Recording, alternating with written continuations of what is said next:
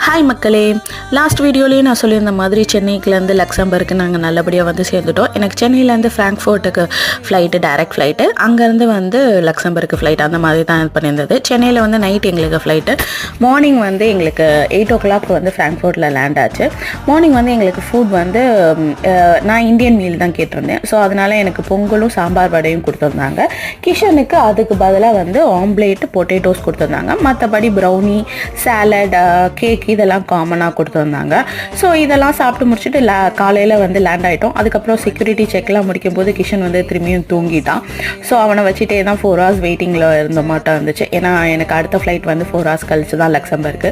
So அதெல்லாம் முடிச்சுட்டு நாங்கள் வந்து லக்சம்பர்க் வரத்துக்கு வந்து மதியானம் ஆயிடுச்சு. ஸோ லேண்ட் ஆனதுக்கப்புறமேட்டு அவங்க அப்பா வந்து எங்களை கூப்பிட்றதுக்கு ராஜு வந்து வந்திருந்தார்.